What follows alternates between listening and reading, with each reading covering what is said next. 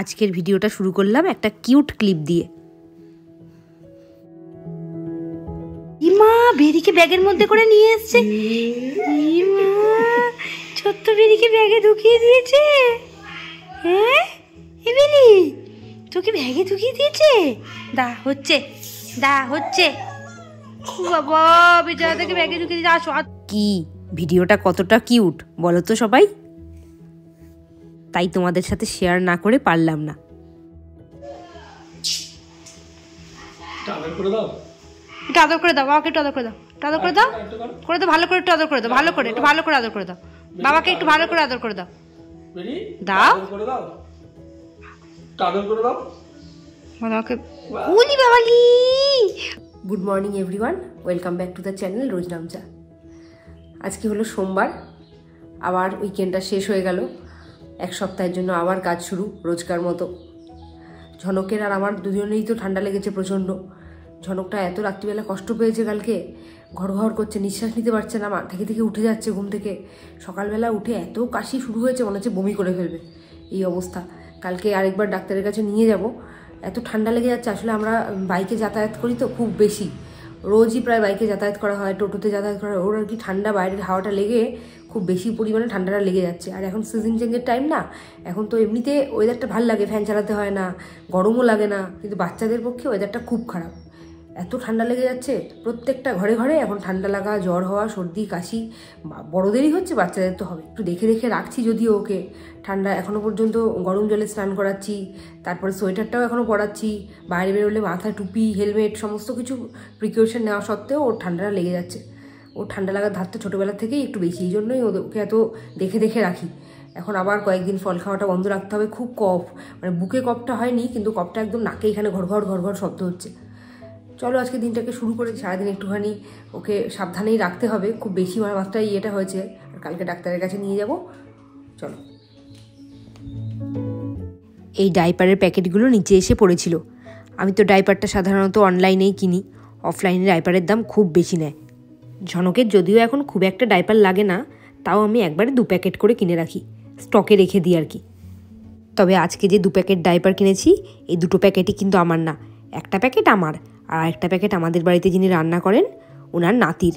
উনি আবার প্রত্যেক মাসে আমাকে দিয়ে ডাইপারটা অর্ডার দেওয়ান। আমাকে দিয়ে যদি কারোর একটু হেল্প হয় মন্দ কি, ঝনকের জন্য তো আমি ডাইপার অর্ডার দিই, তার সাথে একটা এক্সট্রা দিয়ে দিই। এবারে শিখেছি ঝনকের ব্যাগপত্রটা একটু গুছিয়ে দিতে। আসলে পরপর 3 দিন ছুটি ছিল তো, ব্যাগটা একেবারে অগোছালো করে ফেলেছে। তোমরা তো দেখেইছো, ঝনকের পড়তে যাওয়ার আর স্কুলের ব্যাগটা আমি আলাদা করে দিয়েছি। আসলে খুব ভারী হয়ে যায় তো, ওই জন্য আলাদা করে রাখি। এইখানের বইগুলো এই ব্যাগে, আর পড়তে যায় যেই বইগুলো ওইগুলো আরেকটা ব্যাগে। বইপত্র গোছাতে গিয়ে মনে পড়েছে যে বইয়ের হোমওয়ার্কটা করানো হয়েছে, কিন্তু খাতার হোমওয়ার্কটা তো করানো হয়নি। এ বাবা, এক্ষুনি স্কুলে যাবে, হোমওয়ার্ক না করে নিয়ে গেলে তো ম্যাডামের কাছে বকা খাবে। ওই জন্য ঘুম থেকে উঠলেই আগে ওকে হোমওয়ার্কটা করাতে হবে।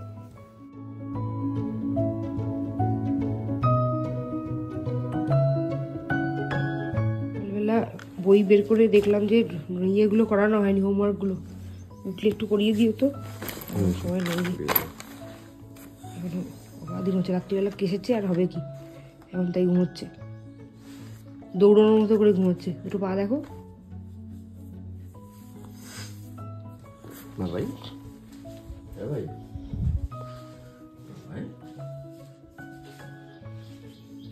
মায়া লাগছে। এখন থাক, তুমি বাথরুমের কাজকর্ম সেরে আসো, ঘুমোক আর একটু, তারপরে করিও। ওগুলো সরিয়ে রাখো, রঙগুলো ভেঙে ফেলবে। এই যে কালকে মেলা থেকে যেটা নিয়েছে হেলিকপ্টার বায়না করে, সেটা চার্জ হচ্ছে। এটা ওর চার্জেবল। এটা কিন্তু খুব খতরনাক, ফটফট করে যে পাখাগুলো ঘুরছে, চোখে মুখে লেগে গেলে খুব ডেঞ্জারাস। ভালো না খেলনাটা একদম। কেন কিনে দিল কে জানে, ওই খেলনাটা ওকে কিনে দিলে কেন? ওটা একা ওড়াতে গিয়ে যদি চোখে মুখে লাগে কি হবে? একা ওড়াতে দেবো না ওটা। ওই ওখানে চার্জ দিয়েছে, উঠেই তো দেখবে, দেখেই তো বায়না করবে। সরিয়ে রাখতে হবে এখন। ও কালকে একটু ভয় পেয়েছে, ওটা দিয়ে বলেছি। ও ভয় আছে নাকি প্রাণে? ওটা ওখান থেকে তুলে রাখো, চার্জ হয়ে গেছে, উঠে যেন না দেখতে পারে। ও ওইটা না দেখলে কি হবে, ওখানে তো বাক্সগুলো ফেলা হয়েছে, ওগুলো দেখেই তো মনে পড়ে যাবে ডাস্টবিনে। ওটা যেন একা ওর হাতে না যায়, চোখে টোখে লেগে গেলে মুশকিল। ঠান্ডা লেগেছে ব্যাস, খাওয়ার ওপরে এফেক্ট পড়েছে, কিছুতেই খাচ্ছে না। না খাওয়া হয়নি, অনেকটা বাকি আছে। হ্যাঁ একটু খেয়ে নেবে, একটু পরপরে, একটু অনেকটা পরপর একটু করে করে খাবে। আসছে সমানে। আচ্ছা সকালবেলা দুধ রুটি খাওয়াইনি, জানি খাবে না, নষ্ট করবে, তাই ভাত একটুখানি ভাত নিয়ে এসেছি, ওকেও দিয়ে দিয়েছি খেতে। আর বায়না বাবার কাছে খাবো, বাবা বসেছে খাওয়াতে আর নিজে খেতে, তার সাথে টিভি তো আছেই। ঝনকের শরীরটা ভালো নেই, তাই জন্য কাজে কর্মে এনার্জি পাচ্ছি না, কিন্তু বসে থাকলে তো হবে না, কাজ তো করতেই হবে, এই জন্য স্কুলে এসে গেছি। 1:10 আর 15 মিনিট পরে আমি বেরোবো, 10 হয়নি এখনো ঝনককে আনতে। ঝনকের বিশাল শরীর খারাপ, বমি টমি করে ভাসিয়েছে, জ্বর, হালকা হালকা জ্বর, বমি। বাচ্চাগুলো শরীর খারাপ। ঝনককে স্কুল থেকে নিয়ে এসেছি আর নিজেও এসে গেছি স্কুল থেকে, ওকে খাইয়ে শুয়ে দিয়েছি আর নিজেরও খাওয়া হয়ে গেছে, সমস্ত কাজই কমপ্লিট। অন্যান্য দিন এত মানে চনমনে থাকে, দৌড়োদৌড়ি করে, আজকে শরীর এতই খারাপ ওর, থেকে থেকে শুয়ে পড়ছে আর বলছে ঘুম পাচ্ছে। আদৌ কি ঘুম পাচ্ছে নাকি শরীরটা উইক বলে এরকম বলছে কে জানে, বুঝতে পারছি না। সকালবেলা তো বাবার কাছে খাবো বলে অনেক বায়না করলো, বাবা খাওয়ালো দেখলে তোমরা, কিন্তু সে খেয়ে যেই রাকেশ অফিস বেরোলো, বাবা যাবো করে এমন কান্নাকাটি করলো, সব বমি করে দিল, মানে যা খেয়েছে তার থেকে বেশি বমি করে দিল। আর সেই বমির সাথে প্রচুর কফ বেরিয়েছে, আর ঠান্ডাটা এমন হারে লেগে গেছে, জ্বর জ্বর ভাব একটা শরীরের মধ্যে, একটু হালকা গরম গরম আছে ম্যাজে, ওই জন্যই শরীরটা এরকম উইক। দুপুরবেলা এসে খাওয়াতে বসলাম, সকাল থেকে কিচ্ছু খায়নি, স্কুলে গেছিলো, স্কুলে 2টো বিস্কিট দিয়ে দিয়েছিলাম, সেগুলো ঠিকমতো খায়নি। আর বাড়িতে আসার পর খাওয়াতে বসেছি, বললাম খিদে পেয়েছে, তখনও বলছে খিদে পায়নি, সে থেকে থেকে শুয়ে পড়ছে, খাবো না বায়না করছে। অনেক কষ্টে একটুখানি খাওয়ালাম, খাইয়ে শোয়ালাম, ঘুমিয়ে তো পড়েছে, মানে উইক বলে ঘুমিয়ে পড়েছে, কিন্তু ঘুমের মধ্যে এমন কাশি শুরু হয়েছে, সে আবার উঠে পড়েছে, এই অবস্থায় চলছে।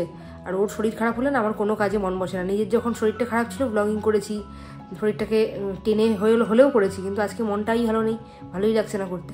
যতক্ষণ না শরীর পুরোপুরি সুস্থ হচ্ছে ততক্ষণ আর কিছুই ভালো লাগছে না। তাও তোমাদের সাথে কিছু শেয়ার করবো যতটা পারি। ভিডিও করে কিচ্ছু লাভ নেই, ফুচকার দোকানে পাশে দাঁড়িয়ে ফুচকা খাবো না আমি, এটা হতেই পারে না। ছোলা মাখা আর ফুচকা, নিজের চেহারাটার দিকে তাকিয়েছো? আমার প্রিয় ডিশ। চেহারাটার দিকে তাকিয়েছো? ফুচকা খেলে কেউ মোটা হয় না, ওর মধ্যে এইটুকুনি আলু দেয়, 10 টাকার ফুচকা এইটুকু আলু, আর এগুলোতে তেল একদমই থাকে না, পুরো শুকিয়ে তেল, মানে দেখো কিচ্ছু তেল নেই এর মধ্যে, সুতরাং ফুচকাতে খুব বেশি ক্ষতি করে না। সন্ধেবেলা ঝনক ঘুম থেকে ওঠার পর দেখলাম শরীরটা তাও একটু সামান্য ঠিকঠাক, তাই জন্য ওকে পড়তে পাঠালাম। পড়তে পাঠিয়ে তো ওয়েট করতে হবে, এই যে আমরা টাইম পাস করছি এবার ফুচকা খেয়ে। কালকেও তো খেয়েছিলে, আজকেও কত ডিস্টার্ব করো না, শুধু দেখো একটু। এটা তো দেখছো দই ফুচকা খাচ্ছি, এর আগে 10-20 টাকার আমরা কিন্তু জল ফুচকাও খেয়েছি। এরপরে আমরা গেছিলাম মিয়া অমরে, সেখানে গেছিলাম মেনলি ঝনকের জন্যই, ওর টিফিনের জন্য একটু কুকিজ কিনতে। ওর জন্য কুকিজ তো কিনতে গেছিলাম ঠিকই, আর সেটা কিনেওছি, আর সামনে এত খাবার দেখে কি আর লোভ সংবরণ করা যায়। ব্যাস নিয়ে নিলাম একটা চিকেন ইন্টারনেট, শেয়ারে খেয়েছি অবশ্য দুজনে।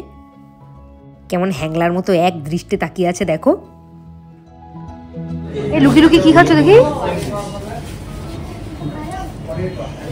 বাবা তুমি কি শুরু করেছো বলো তো, দেখি দিয়ে আমাকে একটু দাও। এবার নেওয়া হয়েছে চকলেট মুস, আমাকে না দিয়ে একাই খাওয়া, দাঁড়াও দেখাচ্ছি মজাটা।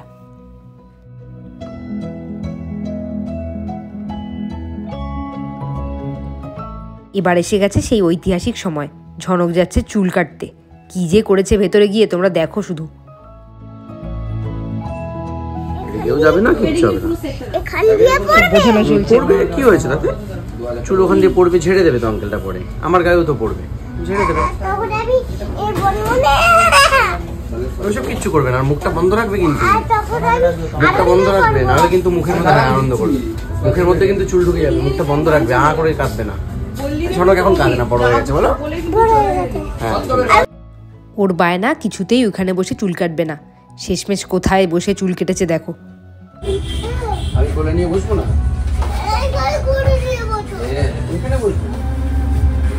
চুলটার জন্য তোমার যত সর্দি হচ্ছে, ঠান্ডা লাগছে, চুলগুলো বড় হয়ে গেছে না, ওই জন্য বুঝেছো। দাও, এটা দিলে গায়ে চুল লাগবে না, এটা দিলে গায়ে চুল লাগবে না বাবাই। কি হয়েছে, সমস্যাটা কি? দেখো শুধু চুল কাটা শুরুই করেনি, তাতেই এই অবস্থা।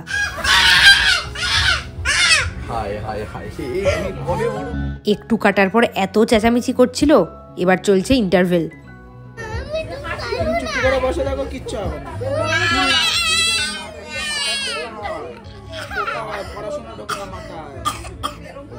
কি বলছে দেখেছিস তো? মাথার মধ্যে কিন্তু পোকা ঢুকে ঘুরে বেড়ায়। দেখো কাণ্ড, এবার আরেকজন অ্যাড হয়েছে, মানে ওখানকার যতজন লোক ছিল সবাইকে একেবারে উঠিয়ে মাতিয়েছে ওইটুকু টাইমে গিয়ে।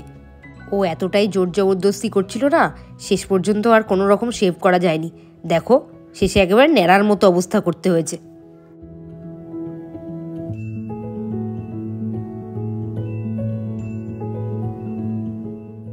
মুখের মধ্যে চুল ঢুকে গেছে, সেই জন্য চুল বার করা হচ্ছে। সারাটা রাস্তা কাঁদতে কাঁদতে এসেছে ও আজকে। হ্যাঁ, কি করছিস? শুশুরি খাচ্ছিস? আমার একদম ইচ্ছা করছে না তোর সাথে কথা বলতে। তুই যা পড়েছিস আজকে চুল কাটতে গিয়ে না, আমার এখন তোকে দেখলে পরে রাগ হয়ে যাচ্ছে। আর এই চুলগুলো দেখলে বিশেষ করে পুরো ন্যাড়া মুন্ডি হয়ে এসেছিস। ওদের তো কোনো দোষ নেই, পুরো দোষটাই তোর। একটু চুল কাটতে হেল্প করিসনি, সহযোগিতা করিসনি। কি বাজে লাগছে দেখতে। এরকম তো আমি তোকে ট্রিমার দিয়ে বাড়িতে কাটিয়ে দিতে পারতাম। এখন ন্যাড়া মাথায় শুশুরি খা। পড়ে আসার পর ঝনকের শরীরটা আবার একটু গরম গরম, হালকা গরম গরম লাগছিল, মানে একটু হালকা, মানে জ্বর না সেরকম, কিন্তু একটু ম্যাজম্যাজে লাগছিল। এই হোমিওপ্যাথি ডাক্তারের ওষুধগুলো এতই ভালো, মানে পরিমাণে বেশি খাইয়ে দিলাম কমে গেল ওরকম না। ওনাকে ফোন করলাম, উনি বললেন যে জ্বরের যে ওষুধটা আছে ওইটা হাফ কাপ জলে একটু গুলে রাখতে, 5 ফোঁটা মতো, ওইটাকে ওই 1 মিনিট 1.5 মিনিট অন্তর অন্তর খাইয়ে যেতে। মানে ম্যাজিকের মতো কাজ করলো। আমরা আধ ঘন্টা হলো খাওয়াচ্ছি ওষুধটা, এইটুকু টাইমের মধ্যে পুরো গাটা প্রায় ঠান্ডা ঠান্ডা হয়ে গেছে। খুব জ্বর বেশি ছিল না। ডাক্তার উনি বলেইছিলেন যে 100-র উপরে জ্বর উঠলে তখন প্যারাসিটামল দিতে, কিন্তু 100-র নিচে থাকলে, গাটা ওই 99, 100-100-র মধ্যে থাকলে এই হোমিওপ্যাথি ওষুধেই কাজ করবে। আমি খুব স্যাটিসফাইড এই ডাক্তারকে দেখিয়ে। তোমরা সবাই দেখাতে পারো, খুব ভালো ডাক্তার। আজকে আর বেশি কথা বাড়াবো না, শরীরটাও খারাপ ঝনকের, ওকে নিয়ে শুয়ে পড়ি। কালকে আবার স্কুল আছে, কালকে আবার ব্লগে দেখা হবে। চলো, ততক্ষণের জন্য টাটা, গুড নাইট।